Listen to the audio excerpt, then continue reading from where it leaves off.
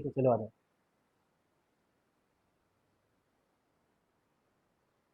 So this our effort has no effect in the perpendicular direction. इसका मतलब अगर तुम इधर चल रहे हो तो तुम्हारा वाई कोऑर्डिनेट कभी नहीं आएगा। ठीक है, क्योंकि वाई कोऑर्डिनेट नहीं आएगा। सिमिलरली अगर एक बॉल रखा हुआ है, उसको तुम अगर मारते हो तो इस डायरेक्शन में जाएगा, परपेंडिकुलर डायरेक्शन में नहीं चले जाएगा। ठीक है, इतनी सब बातें बोली मैंने। इतनी सब बातें क्यों बोली?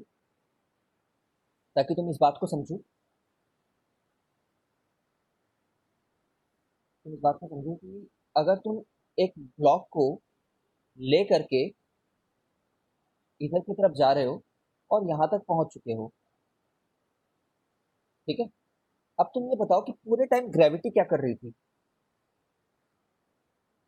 पूरे टाइम ग्रेविटी तो हमेशा नीचे लग रही थी ना। पूरे टाइम ग्रेविटी और डिस्प्लेसमेंट दोनों परपेंडिकुलर है क्या? At all the moments gravity and displacement are perpendicular. समझ रहे हो? तो ग्रेविटी का कुछ असर होगा क्या डिस्प्लेसमेंट का, डिस्प्लेसमेंट पे? In this case gravitational force is perpendicular to displacement. समझ रहे हो? Therefore gravitational force will have no effect on displacement, will have no effect on displacement। ठीक, therefore work done by gravity कितना होगा?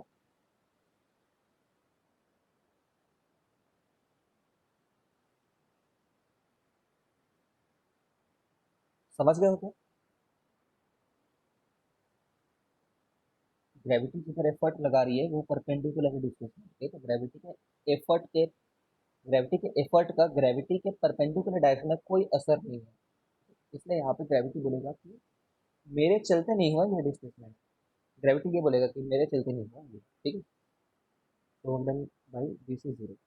Now ऐसा है कि ग्रेविटी हमेशा जीरो वर्क डन करेगी? इज इट द केस कि ग्रेविटी जीरो वर्क डन भी करेगी हमेशा?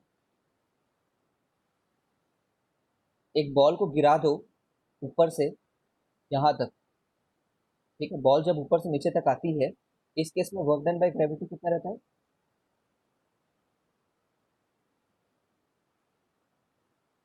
इस केस में पॉजिटिव वर्क डन रहेगी ग्रेविटी की। एक बॉल को जब नीचे से ऊपर फेंकते हैं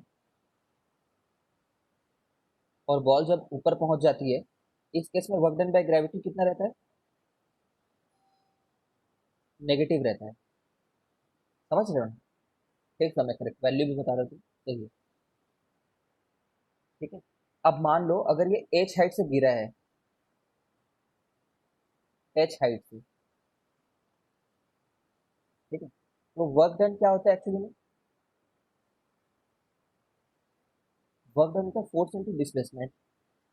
यहाँ पे भी होगा वर्क डन जो है फोर्स इंटू डिस्प्लेसमेंट होगा। ठीक है, अब यहाँ पे फोर्स एम जी होता है ना, जानते हो सब लोग? फोर्स एम जी है और डिस्प्लेसमेंट एच है, तो यहाँ पे m g h work done हुआ है और पॉजिटिव हुआ है यहाँ पे, क्योंकि जिधर ग्रेविटी लग रही थी उधर ही डिस्प्लेसमेंट हो गया है, तो पॉजिटिव है बोलेंगे। यहाँ पे जिधर जहाँ पे जिधर फोर्स लगा रहा था ग्रेविटी, ग्रेविटी तो लग नीचे रही है ना, जो ऊपर फेंका है तुमने, थ्रोन अबव। ठीक है, ग्रेविटी तो हर समय नीचे लग रही है। समझ रहे हो? बॉल भले ऊपर जा रहा है, यहाँ पे minus m g h work done. Clear नहीं है तो कुछ नहीं।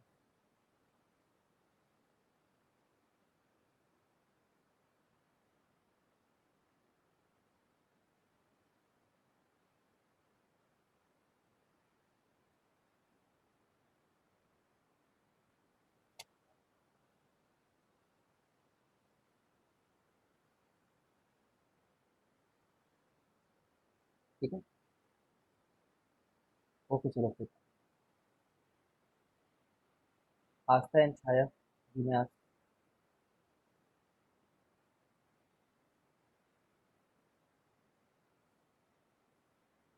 ओके चलो फिर। ये चीज क्या हो फिर?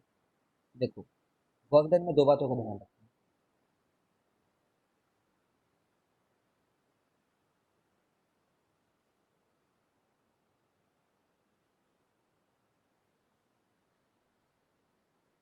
का ध्यान रखें। क्या क्या बात है? एक, वर्क डन किसका निकालना है, ठीक है, किसका वर्क डन निकालना है, ठीक है, कौन कर रहा है वर्क डन,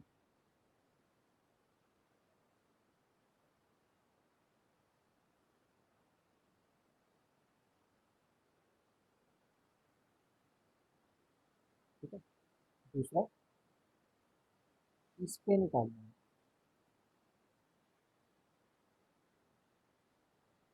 किस पे निकालना है, किस पे वर्क डन निकालना है, ठीक है। द क्वेश्चन इज, जैसे एक टेबल रखा हुआ है कहीं पे,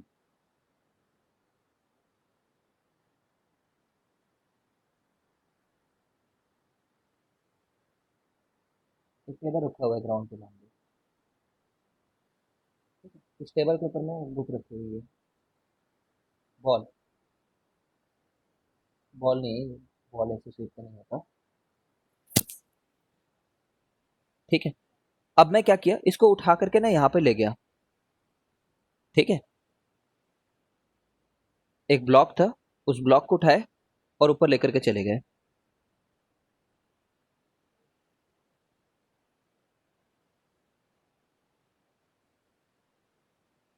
ठीक है ना। एक पर्सन था, हाथ से उठाया, हाथ रखा था इसके नीचे, बाप रे बाप, हाथ नहीं बना पा रहा हूँ।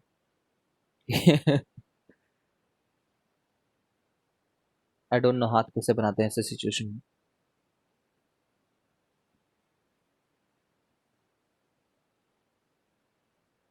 ये हाथ है यार, मान लो किसी का, ठीक,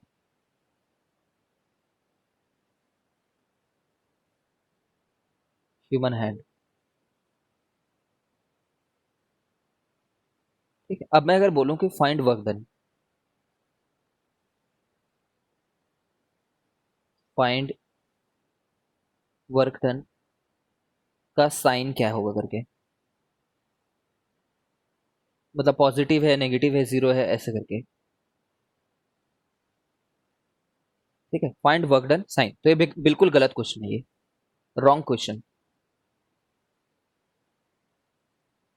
समझ रहे हो, रॉन्ग क्वेश्चन है ये। राइट क्वेश्चन क्या होगा, भाई किसका वर्क डन, दो लोग काम कर रहे हैं यहाँ पे, समझ रहे हो, दो लोग फोर्स लगा रहे हैं यहाँ पे, कौन कौन दो लोग हैं बता सकते हो तुम लोग, दो लोग फोर्स लगा रहे हैं, एक तो पर्सन फोर्स लगा रहा है और दूसरा अर्थ फोर्स लगा रहा है, ठीक है। अर्थ तो लगाएगा ही ना, फोर्स तो लगाएगा ही अर्थ, तो दो लोग फोर्स लगा रहे हैं, और किस पे वर्क डन बोल रहे हैं, दो दो ऑब्जेक्ट है ना, ये एक ऑब्जेक्ट है, ये एक ऑब्जेक्ट है, टेबल भी, टेबल भी तो एक ऑब्जेक्ट, समझ रहे हो। तो देखो, work done of man on box, इसको मैं पॉजिटिव बोल रहा हूँ, सही है क्या, क्योंकि पर्सन जिधर फोर्स लगा रहे हैं ना, उधर ही बॉक्स जा रहा है, सही है क्या ये, ठीक है, okay. Work done of man on table, ये क्या होगा, पॉजिटिव नेगेटिव जीरो क्या होगा ये,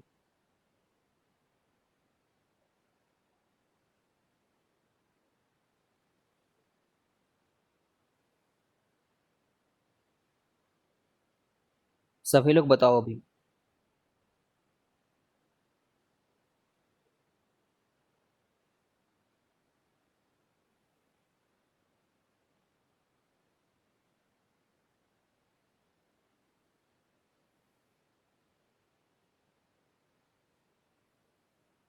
एक मिनट ना, कुछ जलने की बदबू आ रही है, सोचो एक बार।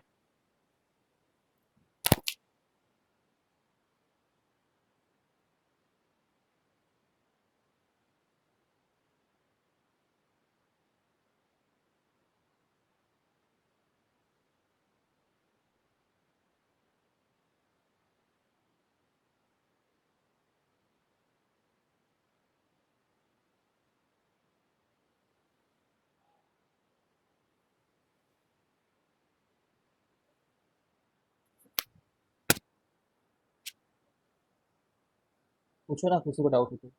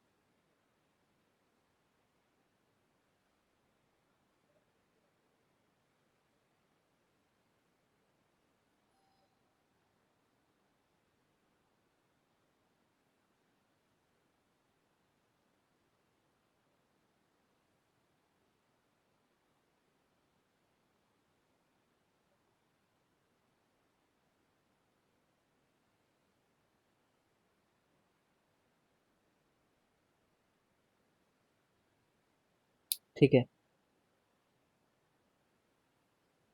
ठीक है ना यार, चलो। हाँ हाँ हाँ, चलो चलो। तो यार सुन लो ध्यान से। क्या होता है कि कभी कभी क्वेश्चन है सीधे सीधे लिख दिया होता है, find the work done, find whether the work done is positive और नेगेटिव करके। तो तुम्हें उस केस में ना, जो ऑब्वियस होगा, जो तुम्हें लग रहा होगा, जो एग्जामिनर पूछना चाह रहा है, ठीक है, उसका आंसर लिखोगे तुम। ठीक है, जो तुम्हें लग रहा है एग्जामिनर पूछना चाह रहा है उसी का आंसर लिखोगे। ठीक है। तुम्हें इस केस में अगर सिर्फ इतना बोला होता तो मेरे को ऐसा लगता कि ये तो मैन का बॉक्स के ऊपर में पूछना चाह रहा है करके। समझ रहे हो? और अगर तुम्हें डाउट है ना कि यार यहाँ पे एग्जामिनर क्लियर नहीं है या फिर एग्जामिनर का ट्रिक क्वेश्चन है ये, तो ये चारों बातें लिख देना। समझ रहे हो? जो तुम्हें करेक्ट आंसर लगता है उतना पार्ट लिखना, क्योंकि एग्जामिनर कभी कभी भूल जाता है कि ये दोनों बातों को ध्यान रखना है करके। सिर्फ फाइंड वर्क डन बोल देते हैं, ऐसा थोड़ी होता है। जो तुम्हें या तो ऑब्वियस लगे, और अगर ऑब्वियस ना लगे तो थोड़ा एक्सप्लेन करके लिखना। डाउट है क्या इसमें? अंश एंड आशु।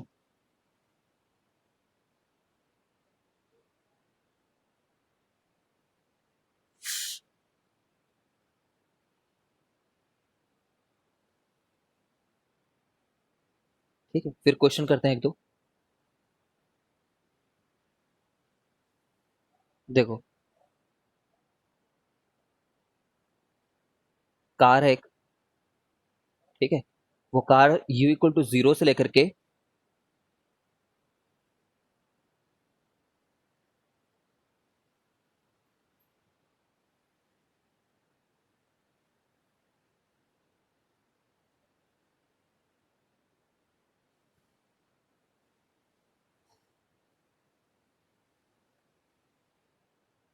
एक कार है, वो u इक्वल टू जीरो पे है, उस पर फोर्स लग रहा है मान लो,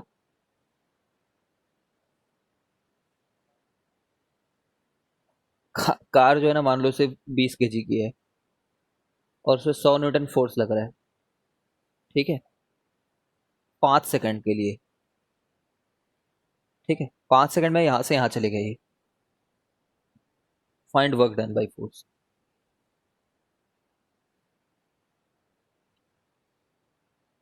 ठीक है, तो तुम्हें फोर्स के लिए वर्क डन निकालना है, तो तुम सोचो। वर्क डन तो फोर्स इंटू डिस्प्लेसमेंट होता है। सबका लैग हो रहा है कि सिर्फ इसी गरिमा का ही लैग हो रहा है वीडियो?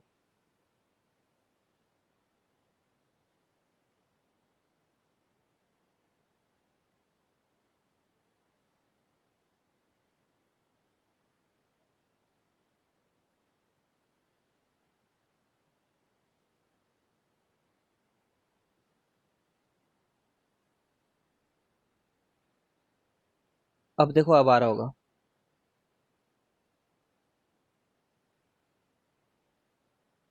ठीक है, तो इसको ट्राई करोगे?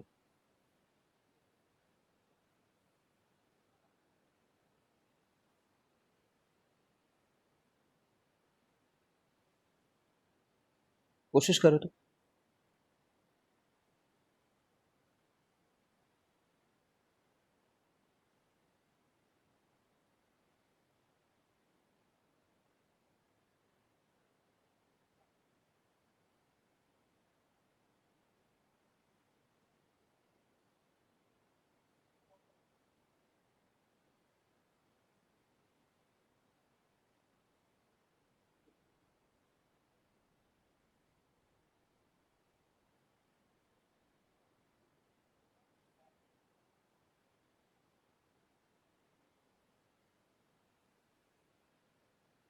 देखो एफ तो पता है तुम्हें 100 है करके, एस पता करना है।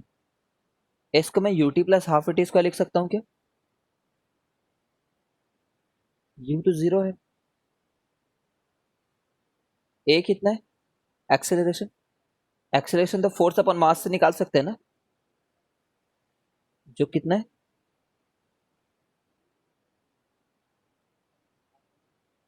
ठीक है। और यहाँ पे 5 सेकंड के लिए है,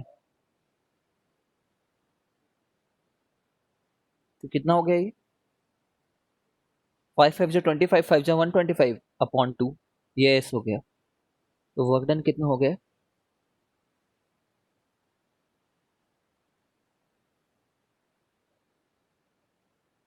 ठीक है, 1250 अपॉन 2, 625 जूल। वर्क डन का यूनिट जूल है।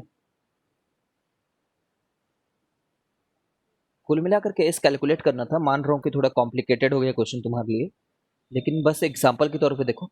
S equal to t plus half t square, half a t square, इस तरीके से करेंगे। ए यहाँ से निकाल सकते हैं।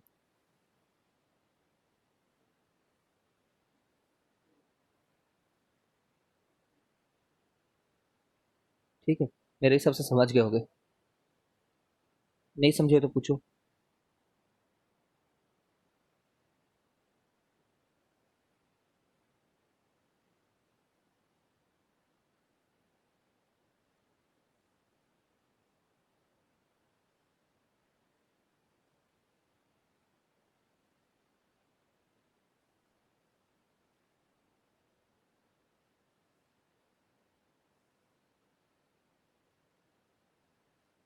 चलो ये लो। काइनेटिक एनर्जी जानते हो किसको बोलते हैं?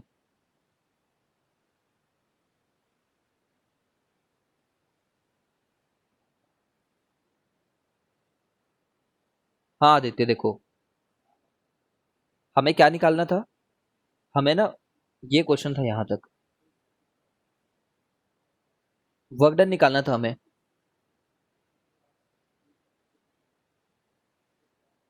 वर्क डन निकालना है तो वर्क डन तो फोर्स इंटू डिस्प्लेसमेंट होता है।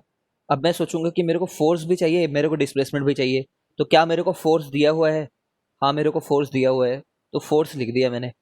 फिर मेरे को पता करना है डिस्प्लेसमेंट, तो यहाँ पे तो डिस्प्लेसमेंट नहीं दिया हुआ है ना, 5 सेकंड लिखा हुआ है, डिस्प्लेसमेंट कितना है वो नहीं पता है। तो डिस्प्लेसमेंट के लिए मैं सोचा कि क्या कर सकता हूँ। तो डिस्प्लेसमेंट का मेरे को दो फॉर्मूला पता है, v square minus u square equal to 2 s, और मेरे को पता है s equal to u t plus half t square. अब मैं सोचूंगा इसमें से मेरे को कौन सा फॉर्मूला यूज करना है। तो फाइनली कितनी वेलोसिटी हो पता है क्या? नहीं पता है। इनिशियल पता है, ये पता है, ये पता है, लेकिन ये तो नहीं पता है ना, तो एस कैसे बता दोगे? नहीं बता सकते। ठीक है, नहीं बता सकते यहाँ से एस को, फिलहाल तो नहीं बता सकते। कोई दूसरे मेथड से बता सकते थे, कोई बात नहीं। अब यहाँ पे s equal to u t plus half t square, u पता है, हाँ पता है, टी पता है, पता है, हाफ पता है, ए पता है, हाँ ए पता है, ये है ए। ठीक है, टी पता है, पता है, तो उससे हमने एस निकाल लिया और उस एस को पुट कर दिया।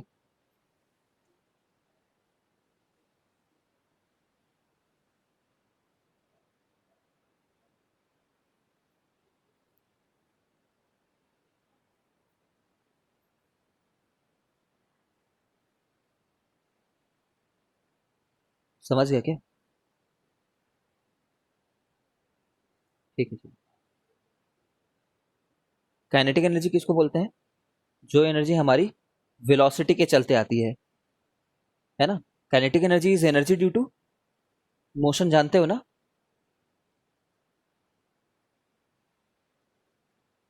इसका ना इस साल ये फॉर्मूला पढ़ेंगे, अभी नहीं, आज नहीं पढ़ेंगे, ये होता है but formula half m v square. Kinetic energy is energy due to motion, potential energy is energy due to shape और साइज और कॉन्फ़िगरेशन। सुना होगा ऐसा कुछ, energy due to shape, size, configuration, ऐसा सुना होगा। ठीक है। पोटेंशियल एनर्जी कई प्रकार का होता है, बहुत सारे प्रकार के। Electric potential energy, electric potential energy PE को पोटेंशियल एनर्जी बोलते हैं ना। Chemical potential energy, chemical potential energy, spring potential energy, elastic potential energy, ठीक है, ग्रेविटेशनल पोटेंशियल एनर्जी। इस चैप्टर में जिसको हम लोग को सबसे ज्यादा पढ़ना है वो है ग्रेविटेशनल पोटेंशियल एनर्जी। इस चैप्टर में इसको पढ़ना है, बाकी सबको नहीं पढ़ना है, ठीक है, ये हायर स्टडीज के बातें हैं। स्प्रिंग और इलास्टिक हर बार एक नहीं होगा, क्योंकि जैसे मान लो एक ब्लॉक है, एक जैसे हैं, ऐसा कह सकते हैं कि इलास्टिक का पार्ट है स्प्रिंग, बट हमेशा स्प्रिंग इलास्टिक नहीं रहेगा, ठीक है।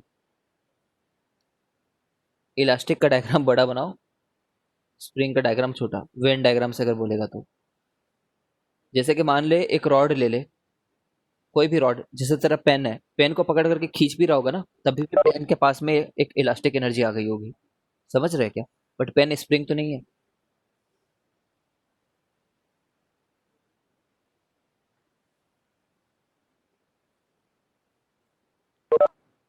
समझ गया क्या।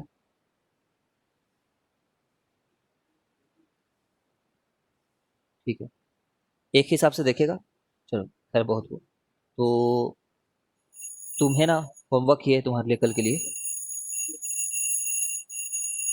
हाँ हर ऑब्जेक्ट के पास एक इलास्टिक एनर्जी रहता है यार, हर ऑब्जेक्ट के पास में, वो भले ही तुम्हें दिख रहा हो ना दिख रहा हो, बट तुम किसी भी चीज को खींचते हो ना, तो भले ही विजिबल चेंज आ रहे हो मत आ रहे हो, उनके बीच में किसी भी चीज को खींचो, थोड़ा सा उसमें डिफॉर्मेशन आ ही जाता है, बहुत कम भले ही आए, बट डिफॉर्मेशन आ जाता है। कुछ चीजों में डिफॉर्मेशन ज्यादा दिखती है, जैसे कि रबर, उसमें ज्यादा दिख जाता है, बट कुछ चीजों में नहीं दिखता है। तुम्हें मालूम है इस कॉपी में भी अभी इलास्टिक एनर्जी आ जाएगी, देखना, इलास्टिक पोटेंशियल एनर्जी आ जाएगी जब मैं इसको ऐसे मोड़ दूंगा, समझ रहे हो। इसमें भी इलास्टिक पोटेंशियल एनर्जी आ गई है। कैसे पता इलास्टिक पोटेंशियल एनर्जी आ गई है, क्योंकि अगर मैं अपने हाथ को धीरा कर दूं ना, तो वो एनर्जी मेरे में ट्रांसफर करके मेरे हाथ को फेंक देगा। जब देखो मैं हल्का सा हाथ को फ्री छोड़ रहा हूँ, तो खुद मेरे को बाहर फेंक दे रहा है वो, समझ रहे हो। तो हर में एनर्जी आ जाती है, ठीक है, थोड़ी बहुत सब में आती है, और थोड़ी बहुत नहीं, बहुत ज्यादा भी आ जाती है कभी कभी। जैसे कि तुम जानते हो अर्थक्वेक, जानते हो,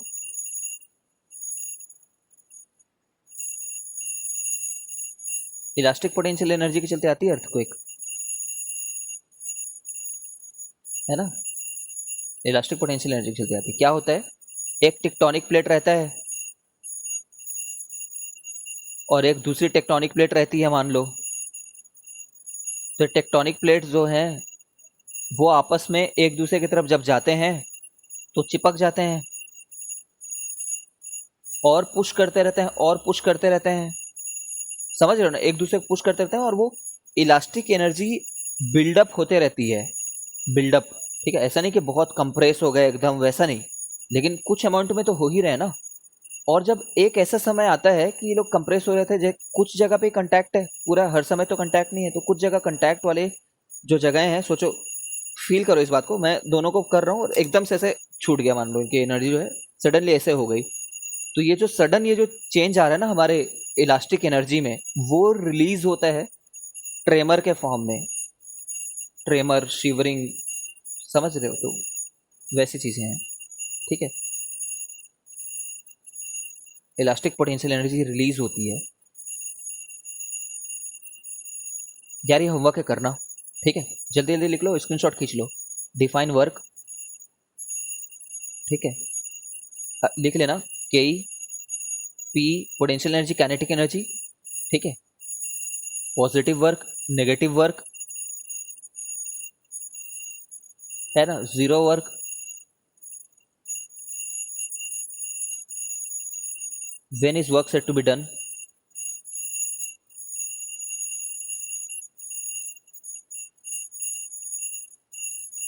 ये डेफिनेशन लिख के लाना। Work, K P, positive work, negative work किसको बोलते हैं, इतने सबको करके आना। चलो, डन फॉर टुडे।